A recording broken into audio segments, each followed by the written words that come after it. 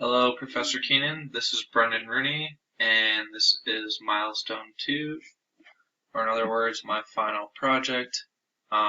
This is straight from Preforce, so what you're seeing will be the copy on there. Hit start. Let's get straight to the game. So we got a missile falling. It actually doesn't work. There's a little glitch when you start the missile. The ship actually, for some reason, it's not attached to the ship. Once you start playing, it kind of starts working correctly. So you can see the aliens are getting hit and being removed. So we'll kind of go through this. It's not really the best, obviously. Still got a long way to go if I had more time. But basically what's happening is I'm running the visitor pattern. Well, there you can see a UFO pop out. There's a sound. But anyways, just checking to see if the missile hits a column. If it hits a column, I run some logic to basically remove the invaders in order so that it looks somewhat uniform. It's definitely not the best way to go. There's a column observer basically, and within that column observer, first remove Octopus 1. If that has been done, then you can remove Octopus 2, then you can remove Crab 1, then you can remove Crab 2, so on. Also, since I did not implement the command pattern, I have the UFO coming in when you hit first crab. So let's see if we can do that. So we should hit one of these and there should be a UFO. Missed it. Now we'll hit one of them. There's the UFO. It'll go away shortly.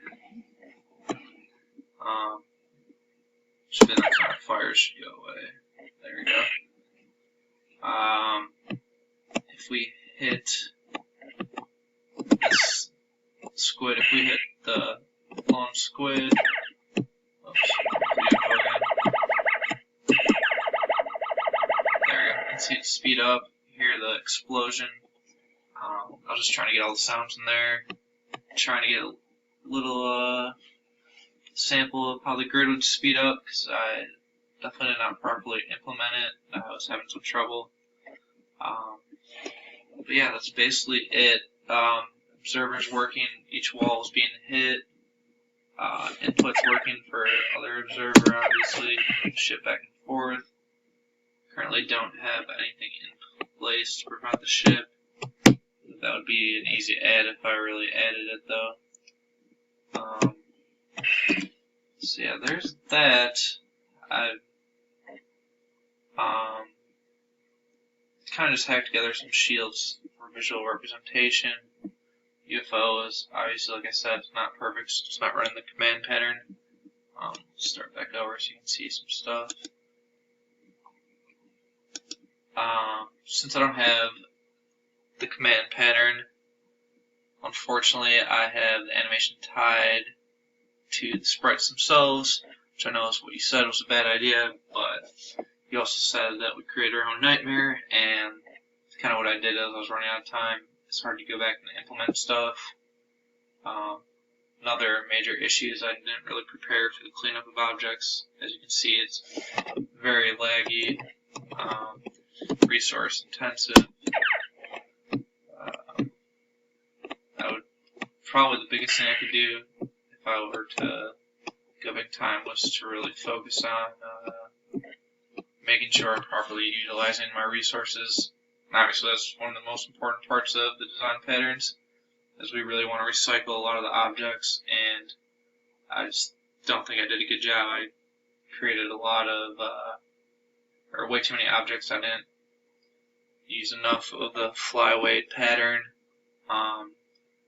Obviously I used it a lot because I have to find things, but at startup I just created so many different objects.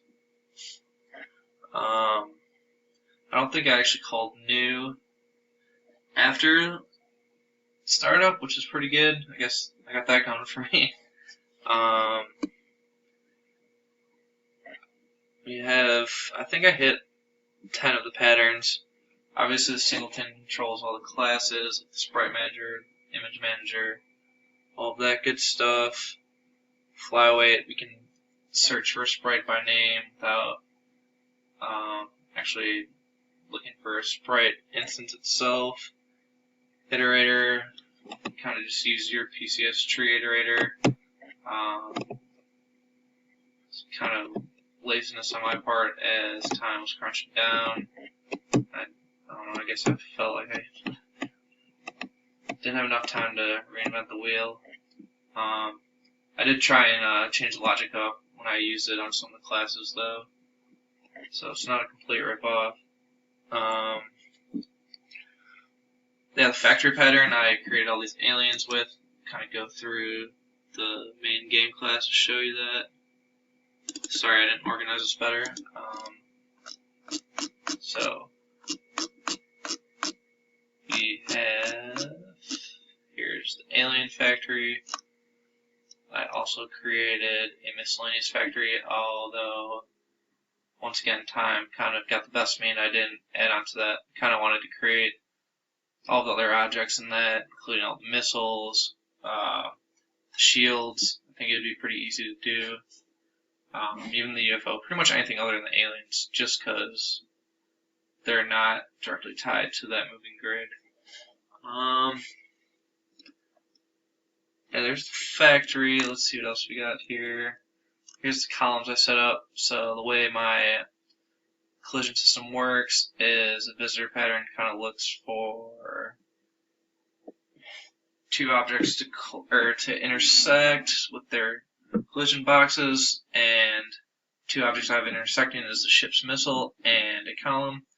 Once we find that intersection, the observers that are attached to this collision pair, which in this case is one column observer, is notified, and in the column observer, oops, wrong one. It basically just get whatever the column's index is, and it'll use that to input into finding the correct game objects that correlate with that column, and then to kind of hack together to remove those objects according to the index.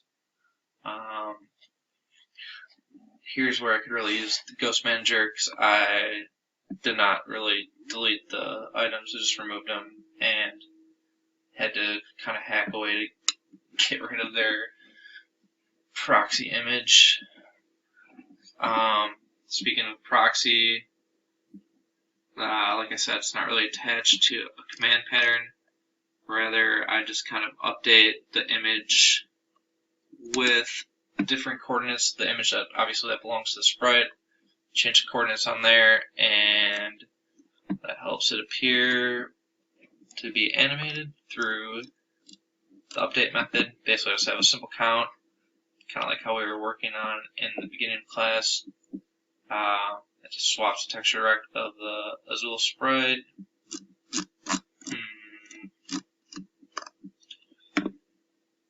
Trying to think if there's anything else I need to show you. Oh yeah, I did want to show you the I did implement the scoring system, although I didn't use the font system because again I ran out of time and I didn't want to just completely copy that over.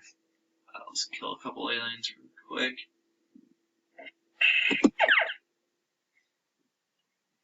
I don't want to bore you, but all the aliens do remove fine, so if you kill them all, the game still works, nothing happens, nothing doesn't break or anything. So that's a plus. Let's see. Looks like one of the biggest physics errors, it seems to knock out the first two a lot. Should be enough though.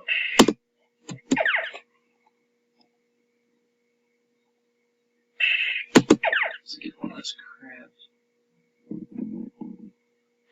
There we go. Okay. That's good. So let's go to view.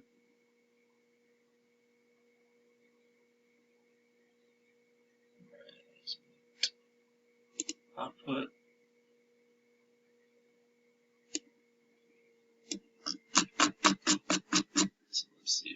find the score without trying too hard.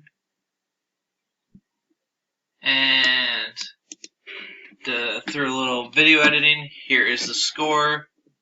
As you can see, 10 points for the first one. I promise you there is more. It took me like 3 minutes to go through all this output, so I don't want to waste your time anymore. But as I was saying, please have mercy on me.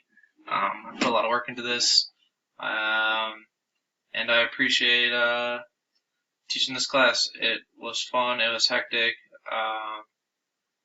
but I learned a lot, and I think going forward this will definitely be helpful. But thank you for a good quarter.